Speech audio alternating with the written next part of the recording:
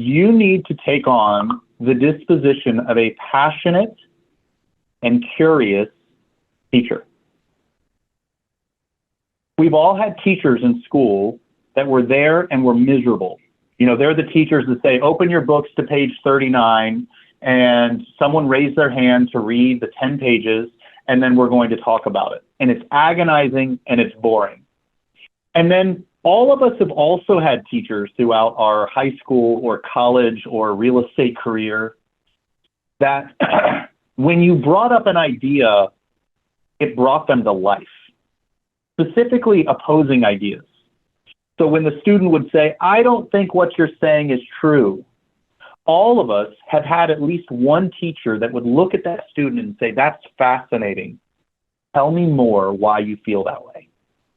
They were so passionate about the subject that they were teaching and so curious as to why the student felt the way that they did, that instead of being offended or irritated by the rejection or by the push-off, that they actually found themselves magnetically attracted to this person because they were curious.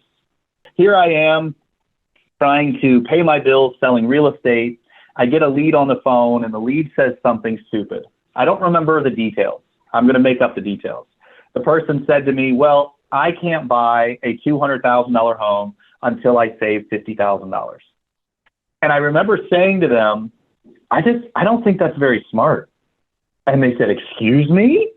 Now here I am, no sales training whatsoever, naive pastor guy, right? Just trying to help, right? And so the person says to me, yeah, I want to put 25% down. And I said, well, interest rates are 5% at the time. This is a long time ago. I said, they're about 5%. You don't need to put any money down. You've never bought a home. We've got a no money down program in the state of Virginia. Why are you going to spend $20,000 to put down to get 3% interest versus 5%? I said, can't you make more money with your $20,000? And the answer is yes. They could invest in all kinds of things and make more than 3%. And I wasn't trying to overcome an objection. I need you guys to understand this. I heard something that didn't jibe with me. It didn't make sense. And instead of, I was gleefully naive to the sales process. So I didn't even know that what I was doing was effectively overcoming an objection. I was just really curious as to why this person decided what they decided. And so this is the first thing. It's being curious and being passionate about the lead and what their story is. And so when they tell you the reason they're not a good lead, so insert blank, I'm waiting, market's changing, interest rates, I'm not that serious, I don't know what I want. I don't care what their objection is.